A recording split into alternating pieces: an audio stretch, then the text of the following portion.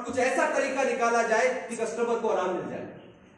दूसरा एक कारण रहा कि पुराने टाइम में सिर्फ कुछ लोग ही बिजनेस करते थे, पूंजीपति लोग। आपने पढ़ा होगा पूंजीवाद की धारणा, जो स्टूडेंट है पढ़े लिखे, पूंजीवाद की धारणा। पूंजीपति लोग ही बिजनेस करते थे, एक आम व्यक्ति सिर्फ नौकरी करता था, उसको नौकरी करने का अधिकार था क्योंकि उसके पास पैसा नहीं था। तो क्या पूंजीपति लोग ही बिजनेस करेंगे, एक आम आदमी को कभी बड़ा बनने का अधिकार नहीं है, लेकिन उसके पास पैसा नहीं है। तो दो कारण रहे इस इंडस्ट्री को लाने के पीछे। पहला कारण रहा इस कंज्यूमर को रिलीफ दिला दे, और दूसरा कारण रहा कि एक आम व्यक्ति को पैसे वाला बनाया जाए। किस तरीके से उसको एक माध्यम दिया जाए, एक व्यापार दिया जाए कि बिना पैसे से वो पैसे वाला बन जाए। राइट?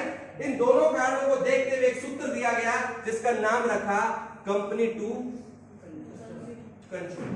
सीधा इस कंपनी को इस कस्टमर से जोड़ दिया गया और बिचौलियों को हटा दिया गया। यही काम किया गया।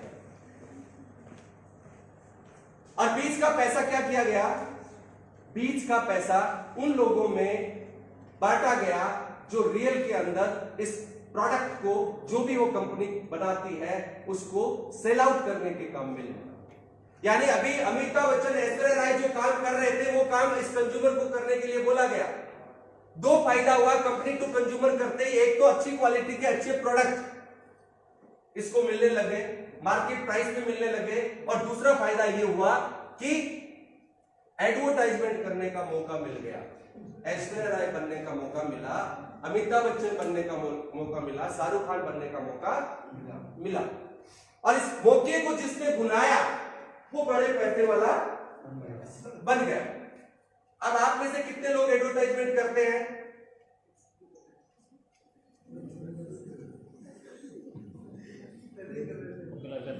कितने लोग पेड करते हो, कितने लोग अनपेड करते हैं? अच्छा, कुछ हाथ, वही हाथ खड़े हुए जो डायरेक्ट सेलिंग वाले हैं, राइट? उनको पता है। एक्चुअली हम सभी लोग डायरेक्ट सेलिंग में हैं तो हम समझते हैं, लेकिन जो डायरेक्ट सेलिंग नहीं कर रहे हैं उनको नहीं पता है कि रियल में, आम जीवन में हम बहुत सारा एडवर्टाइजमेंट करते हैं। For example, your good name? Anisha. आप ओके में ज्वाइन है? अच्छा, आपको तो पता। आपका नाम? भूमिका शुक्ला। भूमिका जी भी हैं, मैं फेसबुक पे देखता हूँ। अच्छा, आप मैम? आप ही हैं, आपको भी देखना है। आप ही हैं। मैक्सिमम ज्वाइन लोग बैठे आगे आगे, राइट? आप में से कोई भी इंसान, मैं अगर यहां से पूछूं कि भीलवाड़ा का सबसे अच्छा रेस्टोरेंट जहां पे खाने की बहुत अच्छी चीजें मिल जाए तो कौन सा है? कोई सजेस्ट करेगा मुझे? मैं खाना चाहता हूं, भूख लगी। कहां पे जाना चाहिए? हाँ? अप्सरा। अप्सरा होटल जाना चाहिए। सर ने सजेस्ट किया मुझे अप्सरा होटल जाना चाहिए, और मैं इनके कहने से मैं खुद और मेरे 20 दोस्तों के साथ अप्सरा होटल पहुंचा, और वहां पे हमने अच्छे से खाना खाया, और खाना खाने के बाद में अच्छा खासा बिल उसको चुका के आए। आपका सुना? सत्यनारायण जी। सत्यनारायण जी, क्या आप अप्सरा में जब दोबारा जाएंगे तो आपको खाना फ्री मिलेगा वहां? नहीं सर। थैंक यू बोलेंगे? नहीं सर। फिर भी आपने क्या किया? एडवर्टाइजमेंट किया, और फ्री पॉकेट में किया। लेकिन यही शाहरुख खान, अमिताभ बच्चन करने को बोलते तो क्या लेते? पैसा लेते। सेम एज इट इज, दुनिया का 70% एडवर्टाइजमेंट माउथ पब्लिसिटी के द्वारा होता है, जो हम मुंह से प्रचार करके बताते हैं, उसके जरिए एडवर्टाइजमेंट होता है, और उसके बदले में हमें कुछ नहीं मिलता। हम बहुत सारी अच्छी चीजों का हम प्रचार करते हैं। मूवी भी देख के आएंगे तो बाहर आकर के दोस्त को बोलेंगे मूवी बहुत अच्छी है, तू जाना, सबको दिखा के लाना, और वो दोस्त जाता है, दिखा के भी लाता है, लेकिन बदले में आपको कुछ नहीं मिलता। लेकिन डायरेक्ट सेलिंग इंडस्ट्री में मान के चलिए, डायरेक्ट सेलिंग इंडस्ट्री में अगर आप ऐसा करते हैं, डेफिनेटली आपको यहां पे जो इनको कैशबैक मिल रहा था, आपको कैशबैक मिलना शुरू हो जाएगा। जो शाहरुख खान, अमिताभ बच्चन जी को पैसे मिल रहे थे, उन पैसों में से आपको भी मिलना शुरू हो जाएगा। क्यों? क्योंकि आपने कंपनी के प्रोडक्ट का प्रचार कर दिया। प्रोडक्ट कुछ भी हो सकता है, तेल, साबुन, shampoo, Surf, hair, toothpaste, whatever, health के प्रोडक्ट हो सकते हैं, कुछ भी हो सकता है।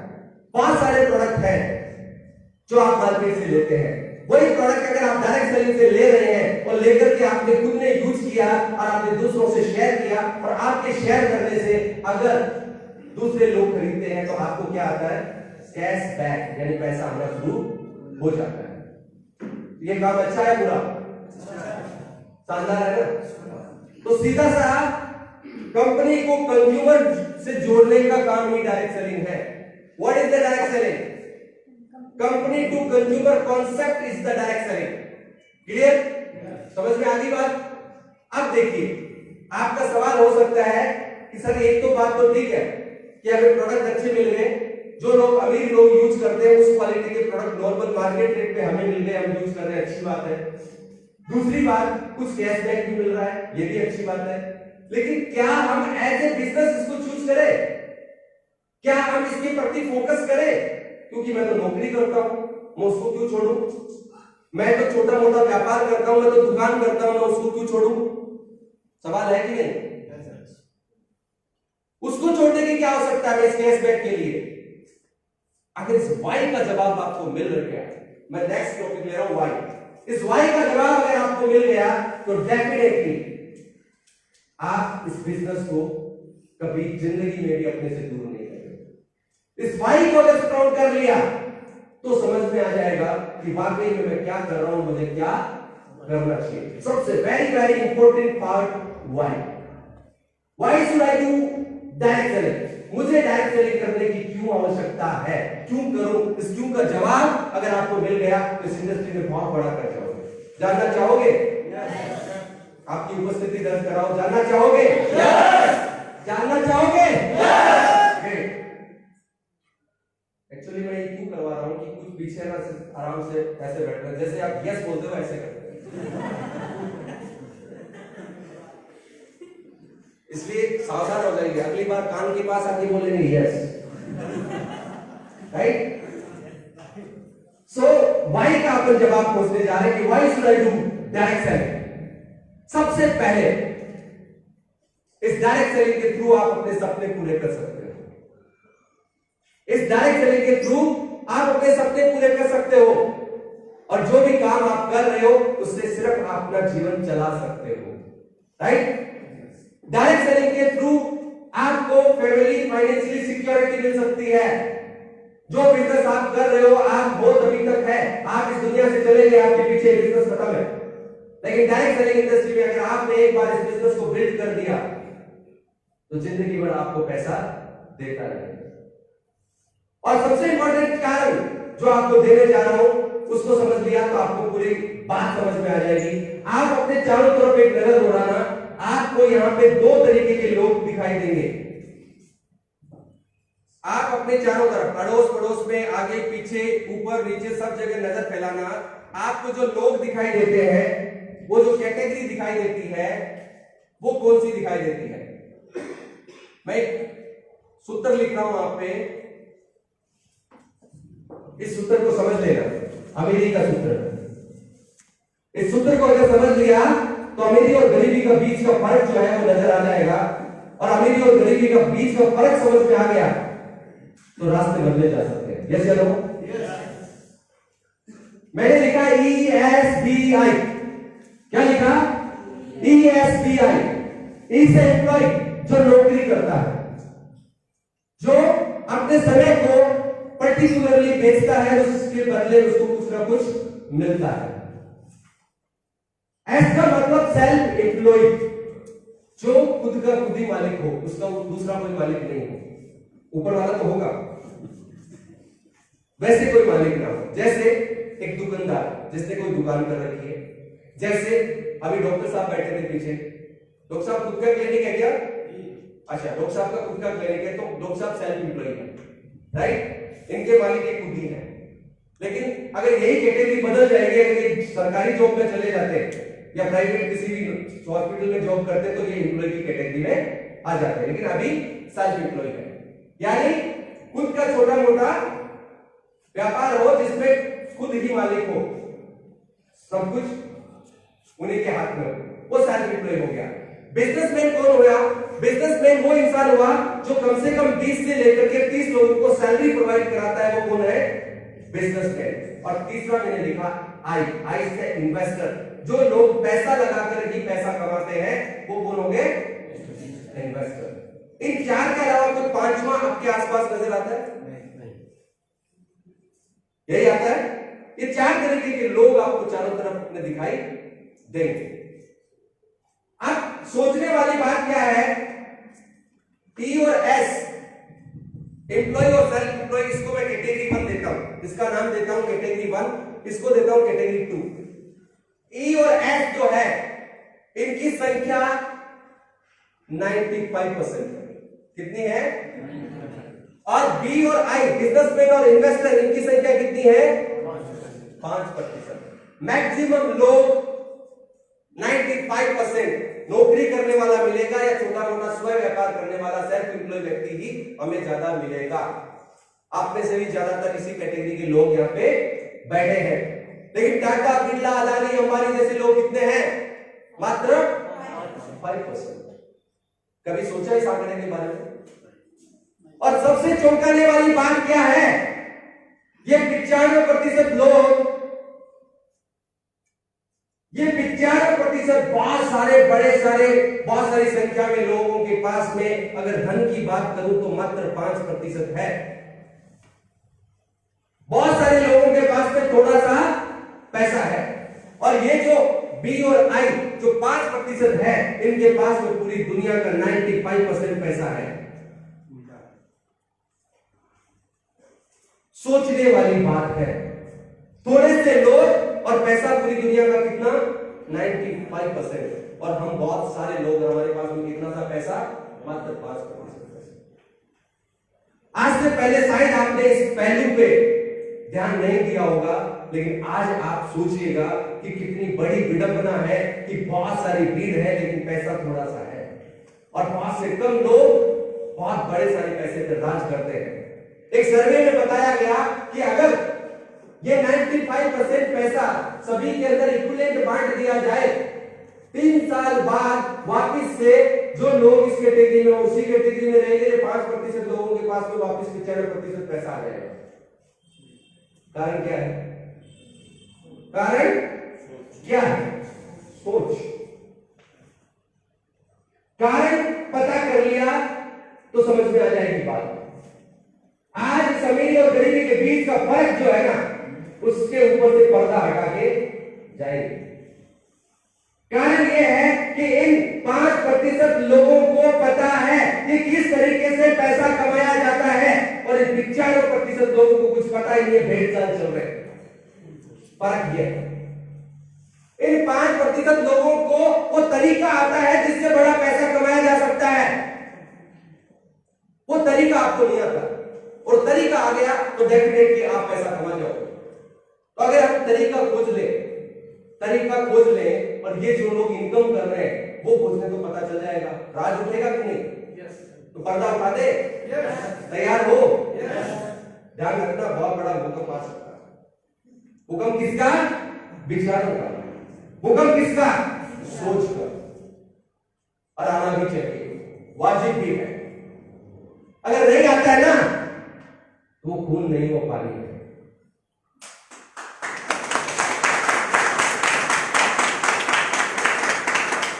इन दोनों के बीच का फर्क जानने के लिए दोनों की इनकम को जानते हैं, दोनों की इनकम को जानते हैं। कैटेगरी 1 ई और एस कौन सी इनकम करते हैं, और फिर बी और वाई कैटेगरी 2 कौन सी इनकम करते हैं। दोनों की इनकम को पता कर लो, आपको पता चल जाएगा कि रीजन क्या है। सबसे पहला मैं बात करूं कैटेगरी 1 की, ई और एस की। ये लोग जो इनकम करते हैं, इस इनकम का नाम है एक्टिव इनकम, जिसमें 100% आपका एक्टिव रहना जरूरी है, तभी ये इनकम आप कर पाओगे, अदरवाइज आप इस इनकम को नहीं कर सकते। क्या नाम लिखा मैंने? Active income. 100% आपका एक्टिव रहना जरूरी है, तभी ये आपको आएगी। आप नौकरी करते हैं, नौकरी के ऊपर जाओगे तभी पैसा आएगा, जिस दिन नहीं गए उस दिन आएगा क्या? नहीं आएगा। आप सेल्फ एम्प्लॉय हैं तो सब क्लिनिक ओपन किया तो ही पैसा आएगा, क्लिनिक जिस दिन शटर डाउन उस दिन आएगा क्या? नहीं आएगा। यानी आप 100% अपना दोगे, एक्टिव रहोगे तो ही वो इनकम आएगी। और आप जहां पे एक्टिव नहीं है तो वो इनकम नहीं है। और जब तक आप जिंदा हो तब तक इनकम आएगी, और दुनिया से चले गए तो वो इनकम आपके पीछे ही चली जाएगी, चाहे आप कितना भी कमा रहे हो। मैं सही कह रहा हूं? एग्री करते हो मेरी बात से? ये सच्चाई है। दिन और रात को मिला के टोटल कितने घंटे होते हैं? 24 घंटे होते हैं। और 24 घंटों में से ये नौकरी करने वाला इंसान मैक्सिमम कितने घंटे ड्यूटी कर सकता है? 10 से लेके 12 घंटे ये इंसान ड्यूटी कर सकता है। इसलिए एक बात कही गई है, नोट डाउन कर लेना, एक्टिव इनकम करने वाला इंसान, उसका टाइम लिमिटेड होता है, और जहां पे टाइम लिमिटेड होगा वहां इनकम भी लिमिटेड होगी। इस सूत्र को गांठ बांध देना। गांठ बांधने का मतलब समझते हो? जहर में उतार लेना पक्का। जो व्यक्ति लिमिटेड टाइम काम करेगा उसकी इनकम भी लिमिटेड होगी। और 24 घंटों में से नौकरी करने वाला इंसान 10 से 12 घंटे काम कर सकता है। अगर 14 घंटे करेगा तो कितने दिन वो कर सकता है? मुश्किल से थोड़े दिन फिर बीमार पड़ जाएगा, अलाउ नहीं करेगी बॉडी। तो ज्यादा से ज्यादा अपन 10 घंटे या 12 घंटे काम कर सकते हैं, इससे ज्यादा नहीं कर सकते। इसलिए एक बहुत बड़ी बात कही गई है कि मान लीजिए एक इंसान, आप में से एग्जांपल ले लेता हूं, एक 10,000 रुपए की नौकरी करने वाला इंसान है और 10 घंटे जॉब करता है। प्रत्येक घंटे की वैल्यू क्या होगी? एक दिन की वैल्यू क्या होगी?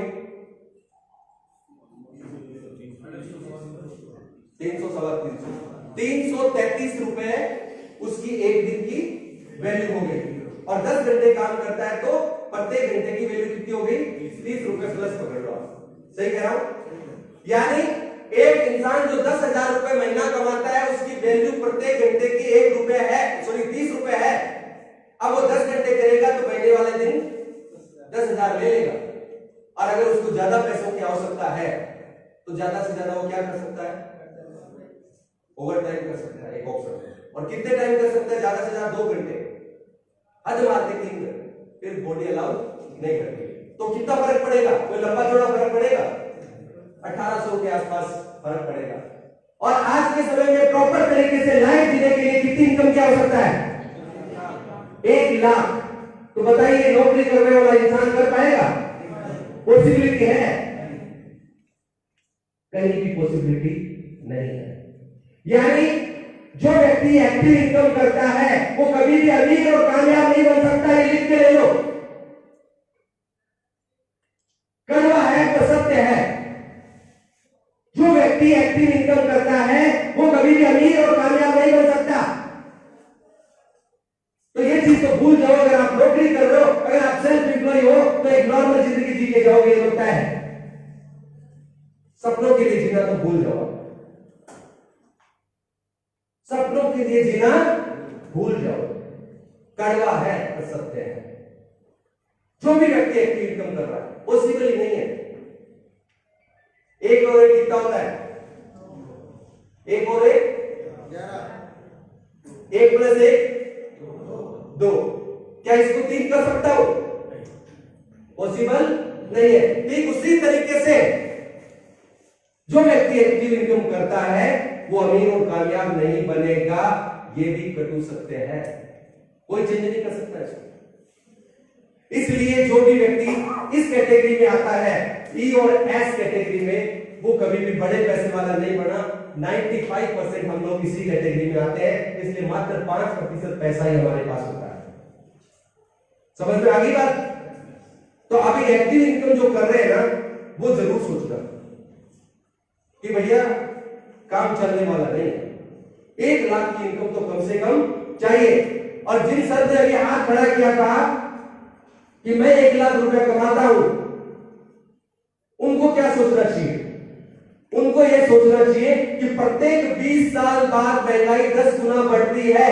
तो 2020 जा चुका है, 2040 आएगा तो आपकी इनकम 10 लाख होनी चाहिए। अगर आप उस ट्रैक पे हैं तो आप राइट प्लेटफॉर्म पे है। अदरवाइज आपको भी कुछ साइड इनकम करने की आवश्यकता है। सही कह रहा हूं? अब दूसरे वाले व्यक्तियों की बात सुन लेते हैं। इसकी तो समझ में आ गई गणित क्या है, राज पता चल गया, कारण क्या है जिसकी वजह से गरीब है। अब दूसरी वाली कैटेगरी जो आती है बी और आई, ये कैटेगरी कौन सी इनकम करती है इसको समझ लेते हैं तो पूरा पर्दाफाश हो जाएगा। दूसरे वाले लोग जो इनकम करते हैं उस इनकम का नाम है पैसिव इनकम।